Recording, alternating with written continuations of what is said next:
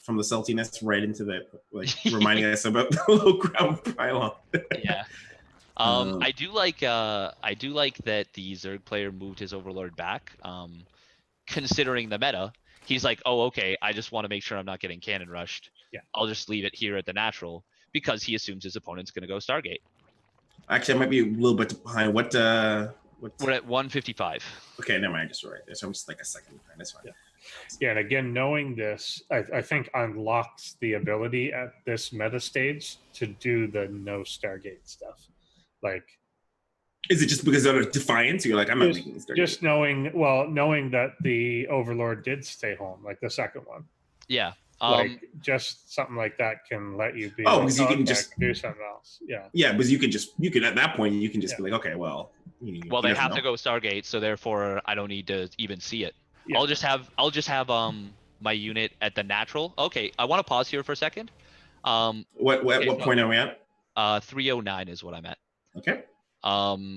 So I want to first of all finish my point that I don't like the decision from Zerg players to stop sending that Overlord across the map because it makes them exploitable to situations like this. I think it's the wrong way to play StarCraft. I'm a bit of a purist, but like I think there are right and wrong ways to play StarCraft, and I used to think that cheesing was the wrong way, but I see now that is completely incorrect. You've opened your eyes. Yeah, but I think hard metagaming your opponent is the wrong way to play StarCraft. I think it's okay in playing with presumptions. Is that what you're suggesting? Exactly. I think it's okay to metagame a player based on like some of their stuff and be like, okay, I expect them to do this, and I'll make educated guesses based on that. But when you start making entire assumptions based on just a matchup, I think you're doing everything wrong. Well, that's subject to getting owned, like just like in the worst possible ways. Yeah. But I did want to draw attention to the fact that Parting actually let the Adept finish, and that's really uncommon. That's most players don't go into the main base with their Adepts, but Parting, just always the aggressor, loves to get in there. I think the other thing too is if you're going to do what he's going to do through this game, this is a very scouting based thing. You have to know that this is going to be safe. What he's doing, which is going into this Glaive thing, and there's certain things you don't want to see your opponent doing, because if say that he saw a Roach Warren right now, he would cancel this because you know that it's going to get hard countered. Yeah, like it's just not worth doing that. So yeah, I think there's things that he's maybe taking the extra chances with this first Adept to kind of see what's going on. Yeah. I think that makes a lot of sense. Like he's willing to make that extension to be sure that his strategy is going to be able to be effective. So I think if he did see a Roach Warren, I think now I don't know if you would ever see this from a player, but if he saw the Roach Warren, obviously Adepts resonating Glaives sucks real bad against a Roach opening, against a Roach opening, and in this case it would be a Roach all in because of the timing. But I think what you could actually do is cancel that, go for charge, add on a Robo, and just kind of do maybe like a 1 or 2 immortal charge lot all in after you defend the Roach pressure. Right. Because charge lots are actually quite good against Roaches, especially if there's nothing to buffer for the Roaches. Would that just that would be like to switch from this to that though? Yeah, right? that would be like if he saw a Roach Warren here. Right, like right now. Yeah, and he's not so far into these Glaives that it matters. Yeah, he's still only got the one. He could cancel the Glaives, get charge. He's still flexible in this time window, which is good. I kind of like that. I kind of like about this opening. Like, and you guys are gonna have to correct me, like where this opening goes weak. Like, other than because it gives a really, I think, flexible option to go left or right. Because I'm a big fan. Like with Glaives, let's bring it to the Glaives. Like, what openings is this particular opening with Glaives really effective against? For the against a Zerg, heavy Ling based openings with no +1 melee.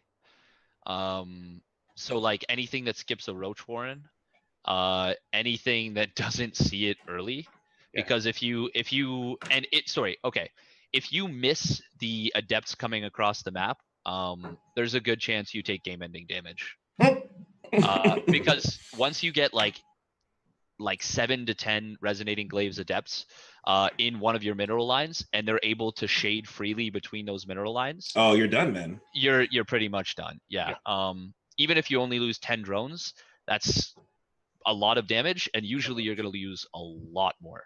Even again, the noob in me speaking, like even if you have a decent amount of queens to hold it down, queens won't do anything. Right.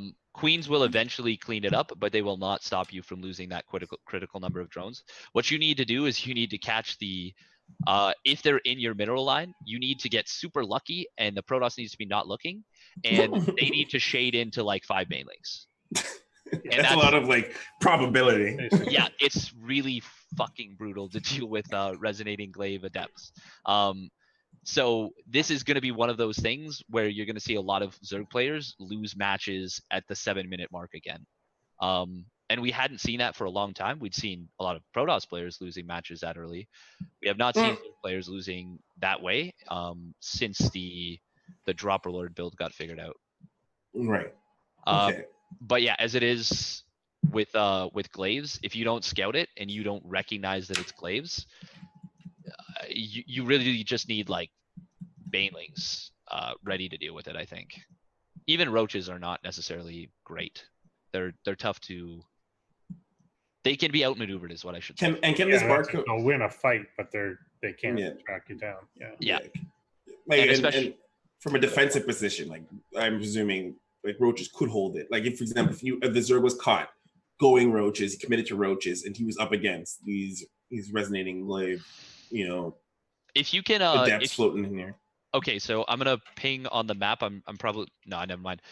So where the rocks are, where like you see the creep spreading, and where there's an overlord overlooking the rocks. If you have roaches and they catch the Adepts there, and you force them to shade forward from there, you're good. You can hold that. You will not take the critical game-ending damage that I'm talking about. But if they're in there already, like they've shaded into your base. Exactly. If they're already in there and the roaches are just then getting to you. Yeah. It's almost like the thing we talked about with mutas. If you first find out they exist in your mineral, you've lost the game. Yeah. I remember that. If they first pop in your mineral line, it's over. If the first time you're seeing mutas is when they're in your mineral line, you're in trouble. Exactly. So it's actually almost exactly the same point. That's a really, really great comparison. But yeah, we'll see how things go from this. Yeah, let's do that. I'm really resonating. I like this opening. I'm a big Adept person, so I like the idea of this opening. I think it's another one of those builds that will get mixed back in and be very potent. But we're going to be going in ×2 in 3, 2, 1, go. So he sees that there's only one drone on gas with that Adept, which is good. It doesn't actually confirm that there's no Overlord drops, so he still needs to be quite careful. But he does get the Adepts home, which is really nice. So right now it was interesting that he took he didn't really play around a lot in the base. Like he didn't fool around. Like he just came in, saw what he went, and then he went home. Yeah, he had something in mind. He's checking. Yeah. So I find it interesting that he's going for +1 weapons attacks so fast after this. So it's going to be like a really strong macro play follow up, most likely. Yeah. Now Ling's get in here just as he moves the Adepts out, which is unfortunate. Yeah, that's and so he's going to know right away on the Zerg side. Let's slow it down, by the way, to ×1. So this is Are we at the same timing? 5:0 something? Yeah. I'm at 5:12 right now. Okay. I'm just like a few seconds behind that. That's good. Okay, so I want to we'll see how this goes. So this is the Adept push that we're talking about. It's 7 Adepts. Not actually much of a commitment at all. And not all together just yet. They're not all together. It's a little bit disjointed, and the roaches actually catch it before it's going. So this is the like scenario. What you're talking about. This is the scenario you're talking about. Exactly. This is the defensive scenario where it's actually really quite unfortunate for the Protoss player. Now that being said, he does have a robo already. He's like I said, he was preparing for a strong macro play follow-up. And how many Adepts should he have gone in with? No, that's 7 is a good number. Okay. And now he kind of, this is actually okay. As long as he buys time with those and he's super careful. But I want to pause again right now. Okay. I feel like he materialized in not where he wanted to materialize. I feel like he materialized right into like the face of more roaches. Kind of, yeah. The concept here I think is to slow down the reinforcements. Yes. Okay. But I don't. Yeah, but it's probably. Because I thought he was going to try to bypass and go straight for, going for some drones. That would be the goal, but that would be a nice cherry Ideal. on top. But the goal is to push that back. But yeah, we're seeing right now. I think the game's just over actually. Like sure. Like I feel like he's being overwhelmed by the amount of roaches. It's just the quantity of roaches. Yeah, and this is kind of unfortunate because in this current meta, this usually doesn't happen so much. Like you don't really see. Well, no, you do actually see quite a few roach pushes, but they're usually associated with more like lings and queens, as opposed to just basically pure roaches. Roach it's very straight roach. Yeah. Yeah, like this is almost a ZVZ build. Was this like an appropriate? Like I was gonna ask you, is this like an appropriate response for what Parting did? Like, well, the Zerg player didn't even know they're doing this blindly. That's what I mean. They got really lucky. It's obviously the hard counter builds to it. Because this seems like it seems purposeful, but almost not purposeful. So one really good thing that the Zerg player did is by pushing this creep out as far as they did, it meant that Parting couldn't go up that little area that I was talking about in the middle of the map where the rocks are, and try and get right into the natural and do a bunch of drone damage. So part of that is actually because of the fact that he sent the Adept into the main base, and it actually comes back to what we were talking about, where he feels that he has to be more safe. So he, instead of having the Adept, patrol. Wait, who has to be more safe, Parting or Parting? Right. Parting feels that he has to be more safe. So instead of having his units where he wants them, which is slowing down the creep spread or whatever, or denying a drone at the third, something to that effect, he has to have it spend some of its very valuable time in the main base. And as a result of that, the creep spread pushes out. And now he can't get in with those 7 Adepts, and here's where we are. Because what would happen if he had gone from the left side? He would have still been running into some pretty far out creep, but he might have been able to get in there. So I feel like the right side was prepared. He was also trying to, and this kind of got ruined when some lings get in as well. But his initial thought was, I want to cross the map without being detected, and there were lings on the left-hand side as well. So he was kind of screwed either way because there's no good path to where he wanted to go. There's creep up the middle, and both sides ended up being covered. He obviously didn't know the right side was covered, so he went for the right side. But then obviously his units were separated too because of that little ling run by. It meant that 3 Adepts stayed in the main base longer than they were supposed to. And so then 4 materialized and 3 more came later. It was supposed to obviously be all 7 at once, and then he could have done something else. But because what he could have done, since at that point, so if you end up with all 7 up there synchronized, and it's possible that instead of an immediate retreat, you shade in further, making the Roses come back to kill you off, and then they push across, and now you've got 2 Immortals, 3 Immortals, whatever. If you look at Parting's bank right now, he can make a lot more stuff. He just can't make a lot more stuff. But he can afford it. But so he's just caught without enough stuff. Why is his production so hampered? He has 3 gateways. He's been babysitting these Adepts a little bit too much. And if instead of having to try and really, really attentively focus on them to try and force reinforcements back. If instead all he's doing is sending them between mineral lines, he has the time to throw down 3, 4, 5 more gateways, and start up +2. And even if he gets knocked back down onto onto 2 bases, if he kills 20 drones, or even it's a good payoff. Yeah, even just smashes the attack down with 3 immortals, maybe it turns into his old school Soul Train, or like there's a lot of upside to. That's why I was wondering, because I'm looking at this and I'm like, okay, he's obviously gonna.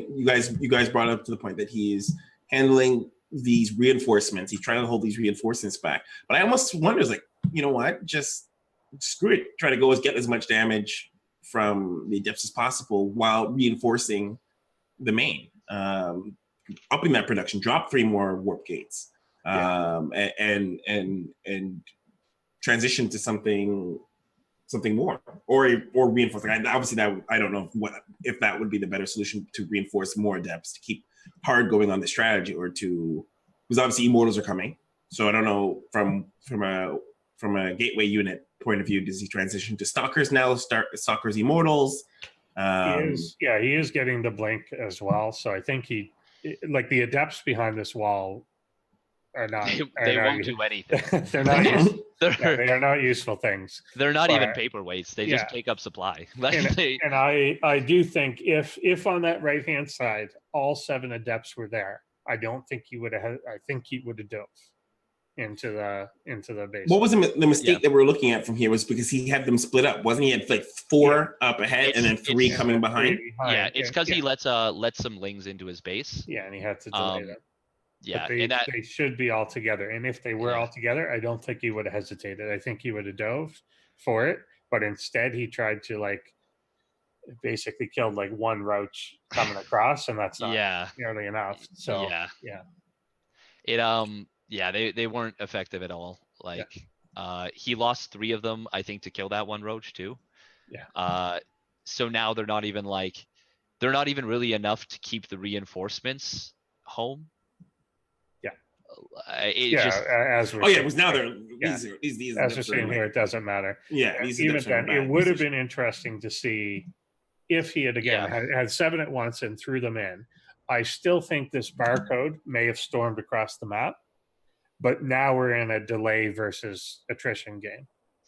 Yeah, well, now we're in a situation where he's completely all in. Parting can afford to throw down 2 or 3 shield batteries on 2 bases, right? And all he has to do is hold. And the pressure is slowly mounting on the Zerg as he goes from 45 to 35 to 25 to 20 drones. And Parting's if he had gotten in there is what we're saying. Exactly. Because seven Adepts is enough to take down a couple roaches that are popping out, as well as any reinforcement lings. Absolutely. Which all of the reinforcements are lings. 18 lings coming right now. We'll unpause and we'll see the conclusion of this game.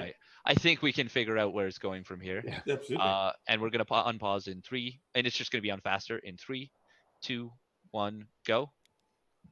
I feel like this whole thing was for Parting, it was solid because he has the glaives, he has +1. It should have been different. It's something that's vulnerable to this happening, which is that if this happens, it's very hard to get away from this. This really is just a build order loss. And like a hard counter. It's like a medium counter, I'd say. A lot of things have to go right. Oof, that bile at the end of the game to really hammer it home. I think it was pretty much done at that time. He's like, it was. It always hurts to then actually lose to biles. Okay, so with that in mind, with that sort of thought and process, what could he have done better other than we already highlighted the idea of having those Adepts? I really feel like if we were to hammer down one thing that was a key thing I took away was the Adepts not being all together. But that kind of happened in response to the fact that these lings had run by. So was the decision to simply ignore, or did he make the right call? I don't know if you can ignore, because you still need to, like, 7's not going to end the game, so you have to still do something. Yeah. Yeah, but obviously letting them in, I mean, it's a very momentary lapse, but obviously you never want to let them in. Yeah, the other thing that maybe you can trim out, and maybe you'll disagree with me, but did he need to take the third at the time he was going to take the third, or should he have gotten a tiny bit stronger first and then taken the third after the start of the push-up? I think he could have justified getting a little bit more before he took the third, like maybe adding on a couple more gateways, or getting an immortal, or even a second immortal before that point. But because he was floating, he was going to be floating a lot of minerals regardless with that level of production. Yeah, yeah, exactly. So like the third, I saw are we saying, you know, the third drained unnecessary resources when it should have been redirected to a stronger production. Yeah, it could have been on the production side, because to lose that game with 1,000 minerals and 400 gas is kind of unfortunate, right? Yeah. So, actually, now that you bring that, now that you like round that, like really put the context with the minerals, that's like probably like, the big. So maybe you didn't, because your economy is not hurting. You couldn't spend that anyway. I mean, obviously, always good to have a third. It also does create the impression that you're not going to push really hard, even though you are. But like there is reasons to do it, but I think there's also some reasons not to do it there as well. And maybe at least being out, like not even much of a delay, but maybe I don't even know if a 30-second delay, but like a round of warp in delay, or a couple gateway delay, just to get out onto their side and then have it down underneath. So, yes, something small that would tying this into the whole drop a lord thing. I mean, the idea that the Zerg didn't scout further into Perding's base, as like the idea of, did we say, or did we suggest it was because the idea that he just assumed that there's going to be a Phoenix there? Two things in this case. One, yes. Two, he didn't care. I think just like whatever. In this particular one, he didn't care. He was, I think, at the moment this game started, he was like, "I'm going to 3 bases. I'm droning it with like 5 drones, and I'm all in it." Yeah. Like the moment that Roach Worm was done, it was, I think it was 18 roaches, and then into Ling Ling Ling. I don't think he had any intention of doing anything other than that. If he saw Phoenix, what difference does it make? Yeah, I think that was just what he was doing. And even if there's a Phoenix and he scouted, like seeing a Roach Warren isn't that weird. Seeing a third with some drones, again, you could expect another round of drones maybe. Like literally the moment you knew is when the roaches popped out. Right. And he wouldn't have known it any faster or slower. So, I don't know. How do we feel about then, in general, the Adept Glaives being something that comes into the rotation a lot more? I think we'll see it more for sure, because we don't see it at all right now. Yeah, like that's, I mean, like, do we? Like we talked earlier in the beginning of the game about the advantages of it, and like this sort of the sneakiness. Like, I don't know, would we see something like that in like a game one where you feel like game one we have of a best of 4, I mean best of 5, where you feel like you can try to get away with a really sharp kill on a Zerg and put you up 1 game ahead, or is it something like you're gonna leave till game 3 Hail Mary? No, I think this is something you'll just put it in your tool kit. You won't necessarily use it as like, okay, I need this, I need a win, here's this build.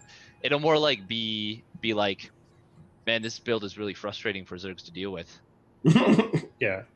Yeah. Because you got to